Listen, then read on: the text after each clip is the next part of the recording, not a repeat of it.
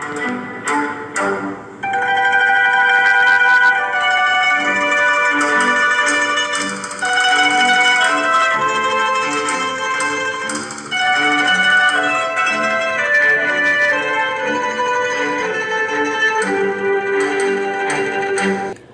Book 2, Frederick Henry was severely wounded, transported to Milano for treatment where he was reunited with Catherine. He underwent knee surgery and spent the summer doing physical therapy and entertaining himself. As if that weren't enough, he was diagnosed with jaundice, lost his convalescent leave, discovered that he now has an alcohol use disorder and a baby on the way. Separated from his emerging family, he was sent back to the front line of the war, and only God knows what will happen next. My name is Trisha Slapizzi. I'm your host for Teen Bedtime Stories. In this episode, we'll continue reading Ernest Hemingway's novel, A Farewell to Arms. Last time we finished Book 2, and now I'll continue the story with Chapter 25 of Book 3. After reading the chapter, I'll follow up with a few quick facts and my impressions. So let's begin Book 3 with Chapter 25. Now in the fall, the trees were all bare and the roads were muddy. I rode to Gorizia from Udine on a camion. We passed other camions on the road, and I looked at the country. The mulberry trees were bare, and the fields were brown.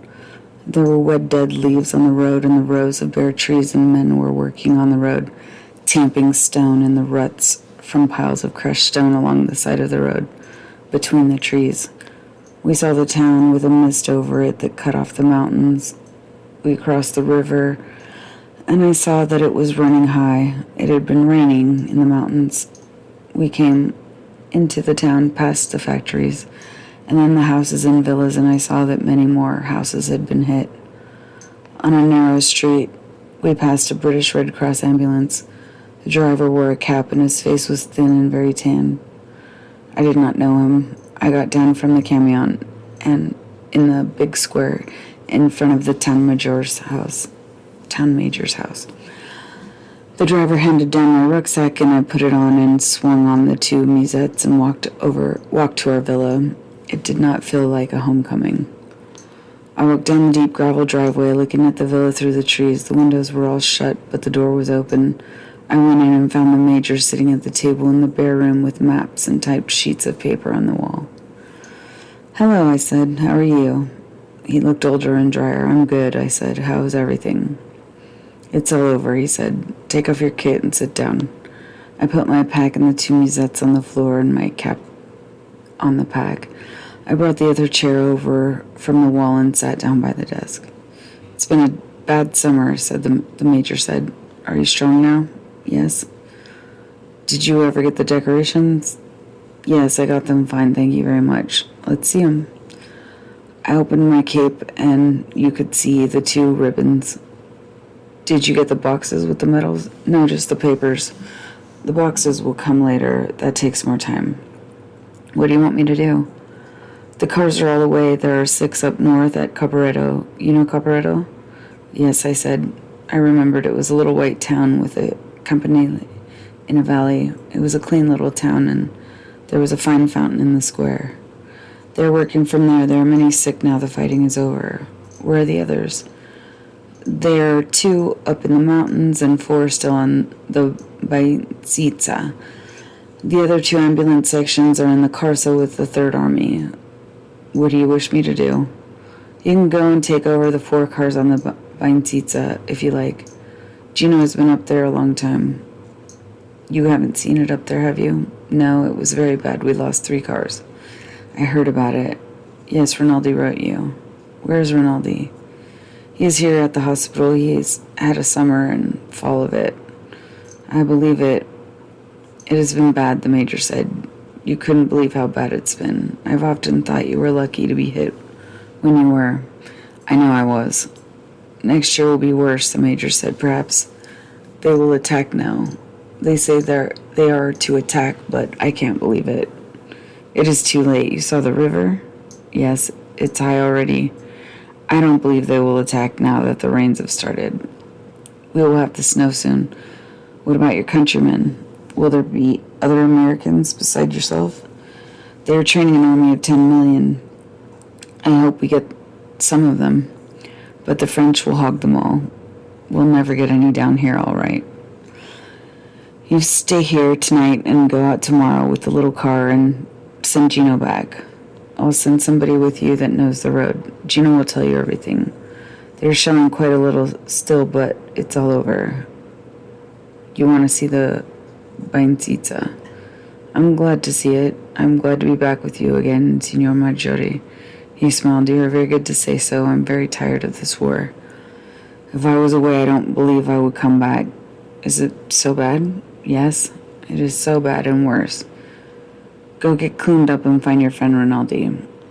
I went out and carried my bags up the stairs. Rinaldi was not in the room, but his things were there, and I sat down on the bed and unwrapped my puttees and took the shoe off my right foot. Then I lay back on the bed. I was tired and my right foot hurt. It seemed silly to lie on the bed with one shoe off, so I sat up and unlaced the other shoe and dropped it on the floor, then lay back on the blanket again.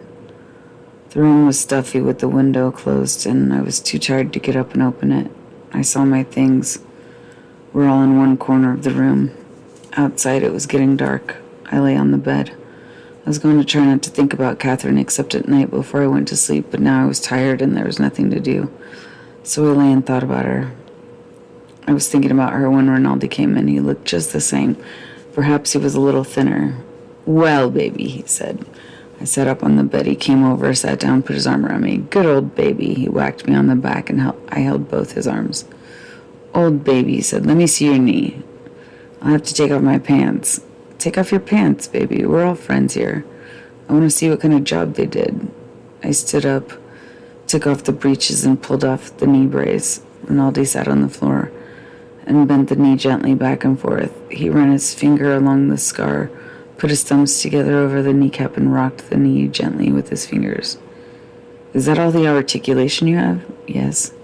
It's a crime to send you back. They ought to get complete articulation. It's a lot better than it was. It was stiff as a board. Rinaldi bent it more. I watched his hands. He had fine surgeon's hands.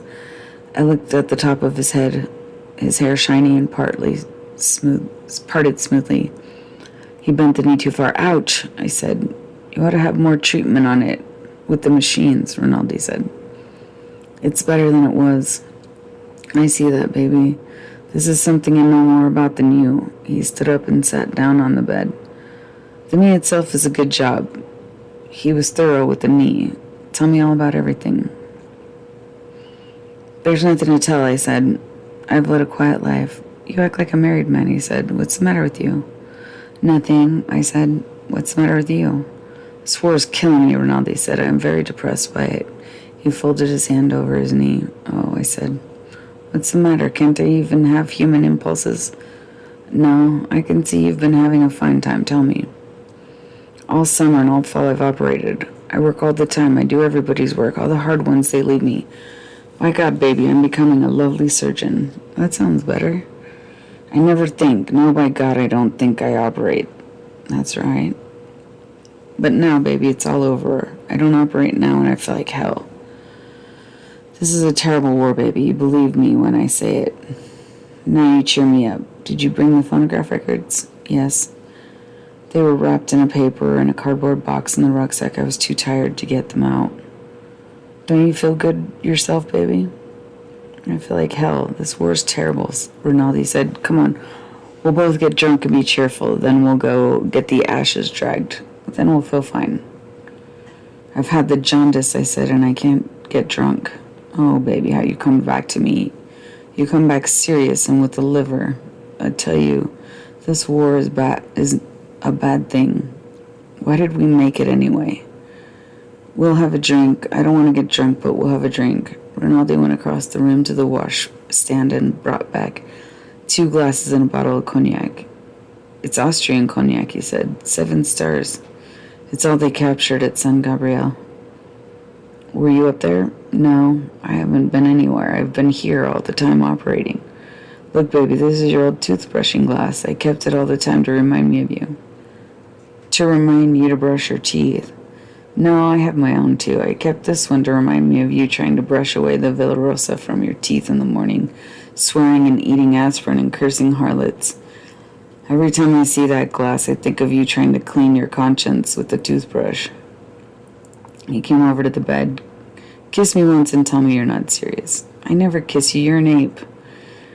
I know, you're a fine, good Anglo-Saxon boy. I know. You are the remorse boy, I know.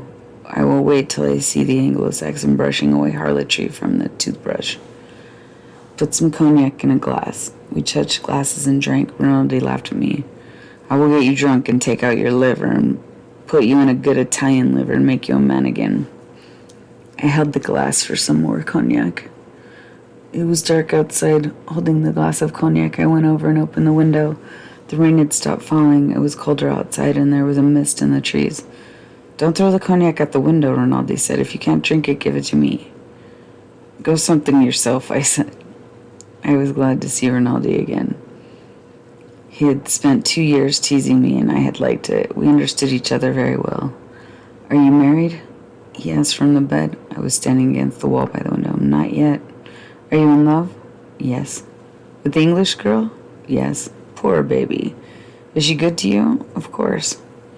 I mean, is she good to you, practically speaking? Shut up. I will. You will see. I am a man of extreme delicacy. Does she blank?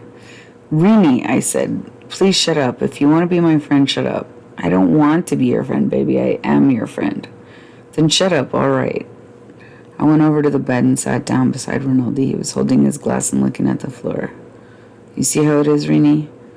Oh, yes. All my life I encountered sacred objects, but very few with you. I suppose you must have them, too. He looked at the floor. You haven't any? No. Not any? No. I can say this about your mother and that about your sister. Wait, can I say this about your mother and that about your sister? And that about your sister, Rinaldi said swiftly. We both laughed. The old Superman, I said. I am jealous, maybe, Rinaldi said. No, you're not. I don't mean like that. I mean something else. Have you any married friends? Yes, I said. I haven't, Rinaldi said. Not if they love each other. Why not? They don't like me. Why not? I am the snake. I am the snake of reason. You're getting it mixed. The apple was reason. No, it was the snake. He was more cheerful. You are better when you don't think so deeply, I said. I love you, baby, he said. You puncture me when I become a great thinker. But I know many things I can't say. I know more than you. Yes, you do. But you will have a better time.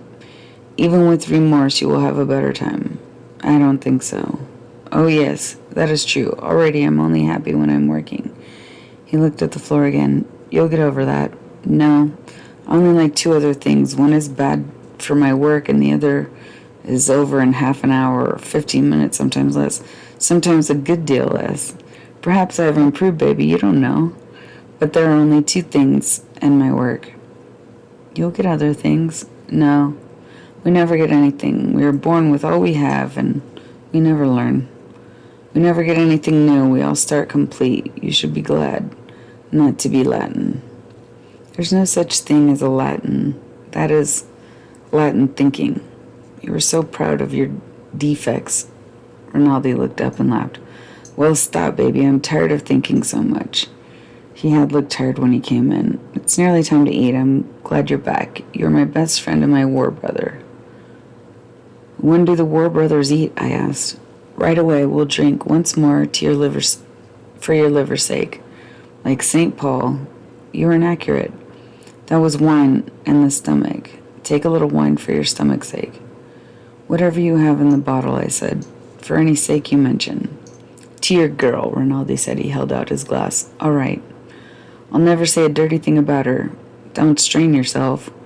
He drank off the cognac. I am pure, he said. I am like you, baby. I will get an English girl, too. As a matter of fact, I knew your girl first. But she was a little tall for me. A tall girl for a sister, he quoted. You have a lovely, pure mind, I said. Haven't I? That's why they call me Rinaldo Purissimo. Rinaldo Sporchissimo. Come on, baby, we'll go down and eat while my mind is still pure.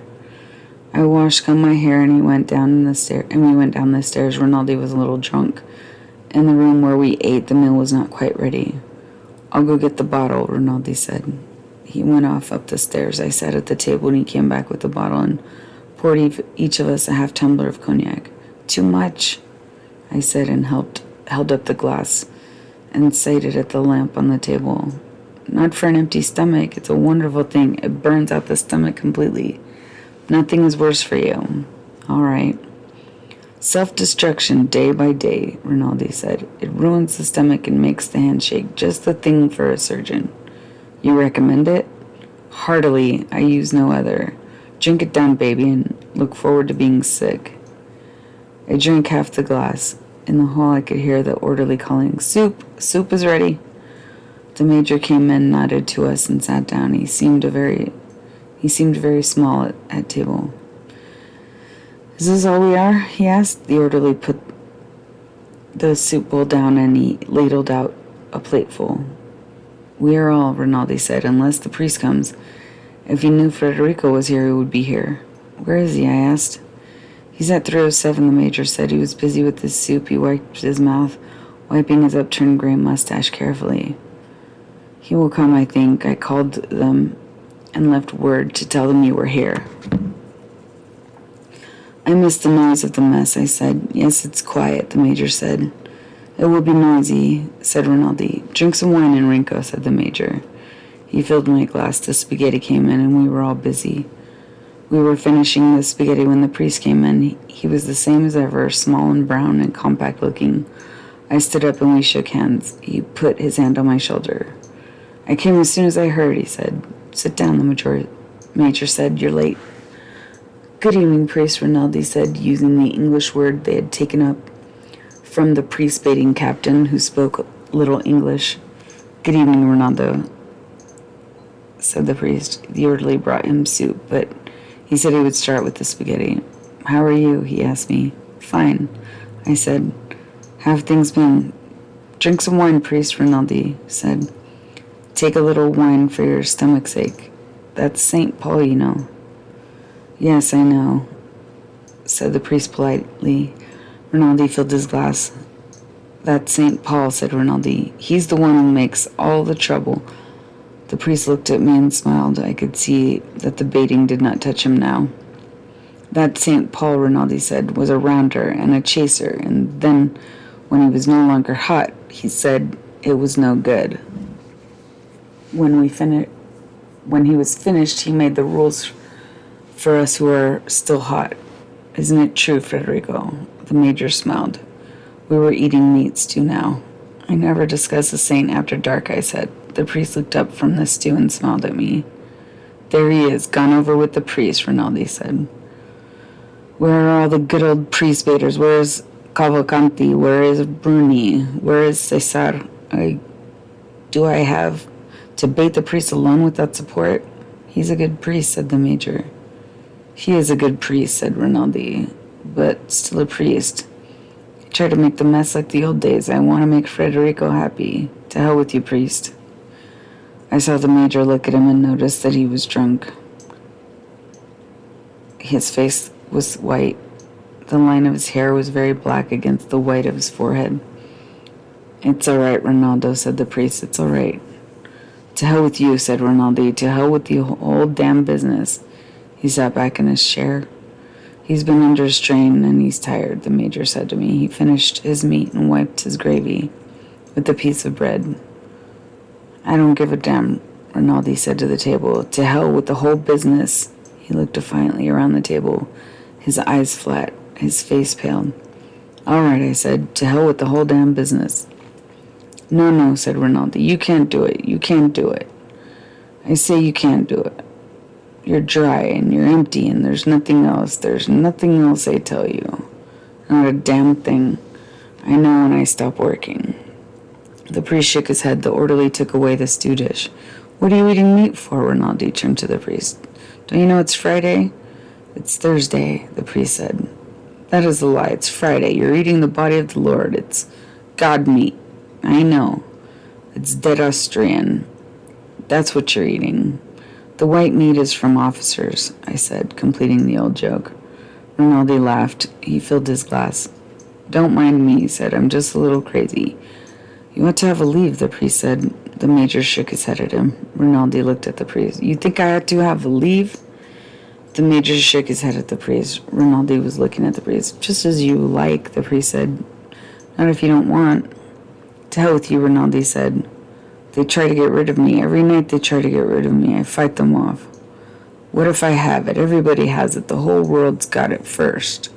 He went on, assuming the manner of a lecturer. It is a little pimple. Then we notice a rash between the shoulders. Then we notice nothing at all. We put our faith in Mercury. Or Salverson, the major interrupted quietly. A Mercurio product, Rinaldi said. He acted very elated now. I know something worth 2 of that. Good old priest, he said. You'll never get it. Baby will get it. It's an industrial accident. It's a simple industrial accident. The orderly brought in the sweet and coffee, and the dessert was sort of black bread pudding with hard sauce. The lamp was smoking, the black smoke going up inside the chimney.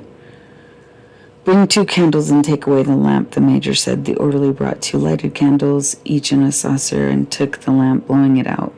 Rinaldi was quiet now. He seemed all right. We talked, and after the coffee, we all went out into the hall. You want to talk to the priest? I have to go into the town, Rinaldi said. Good night, priest. Good night, Rinaldo, the priest said. I'll see you, Freddie, Rinaldi said. Yes, I said. Come in early. He made a face and went out the door. The major was standing with us. He's very tired and overworked, he said. He thinks, too, he has syphilis. I don't believe it, but he may have. He's treating himself for it. Good night. You will leave before daylight, Enrico. Yes. Goodbye, then, he said. Good luck. Peduzzi will wake you and go with you. Goodbye, Signor Maggiore. Goodbye. They talk about an Austrian offensive, but I don't believe it. I hope not. But anyway, it won't be here. Gina will tell you everything. The telephone works well now. I'll call regularly. Please do. Good night. Don't let Rinaldi drink much brandy. I'll try not to.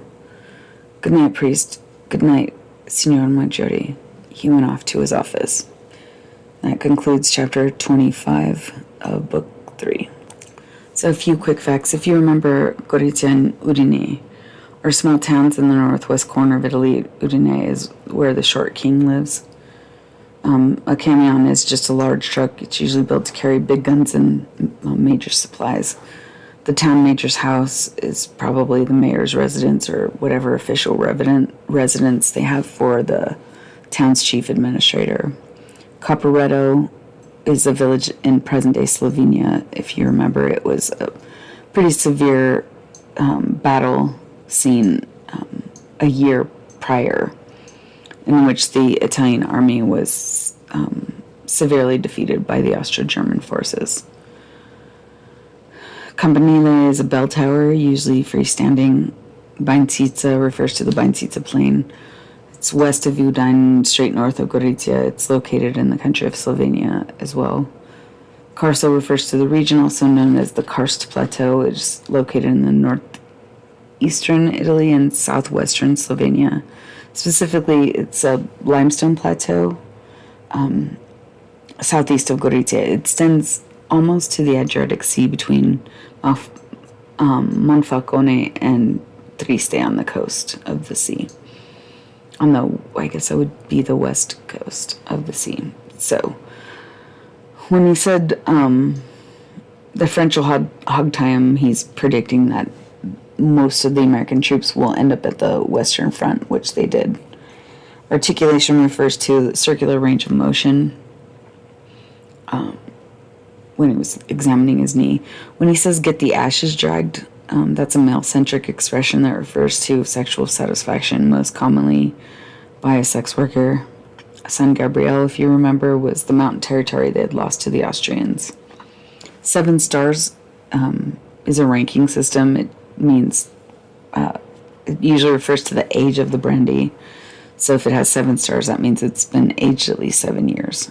And it makes it more potent and more flavorful the longer you age wine or brandy. The Villa Rosa was the brothel that was designated for officers, if you remember. Anglo-Saxon is just a simple reference to English speakers. It was originally the Old English who inhabited what is now England. And the snake, when he was talking about the snake of reason, he's referencing the serpent in the story of Genesis 3 in the Christian Bible. It's about the Garden of Eden from when Eve was tempted with the apple. And so the apple, of course, is referring to that same story. And it was called the fruit of knowledge because when Eve bit into it, she was given the knowledge of good and evil. And then she fed it to Adam, and they were both realized that they were naked. So God explained what would happen to them now that they have this knowledge or understanding of life, and he gave them instructions on how to deal with it. But they were cast out of paradise forever in that story, at least until the Messiah returns to redeem mankind. So that's Genesis. Two other things, when Rinaldi was referring to two other things, one bad for his work and the other half an hour or 15 minutes. So sad. But he's referring to his two favorite vices, alcohol and casual sex. When he talks about St. Paul, he's probably referring to the Apostle Paul of the New Testament of the Christian Bible, when he says that he was a rounder and a chaser and then he was no longer hot, and said it was no good. And then he also went on to say when he was finished, he made the rules for those of us who are still hot. He's just talking crap, because in the book of Acts, St. Paul was originally Saul, and then he converted to Christianity when he met Christ on the road to Damascus. But the characterization of the apostle is a complete fabrication of events. There is no evidence anywhere to support this theory. There is contrary evidence that from Paul's own testimony that supports the claim that he was asexual. You can read all about it in the first letter to the Corinthians. I think it's in chapter 7. But he calls celibacy a gift, which is why he was probably asexual. Purissimo refers to something that is very pure. Sporchissimo is the opposite. It refers to something very dirty. So it's just another point, counterpoint inserted into the text. What are you eating meat for? When he was questioning the priest, the Roman Catholics usually refrained from eating meat on Fridays. And when he was saying, what if I have it? Everybody has it. The whole world's got it. And then he was talking about the pimple and the rash and how they put their faith in mercury. He's describing the symptoms and treatment for syphilis.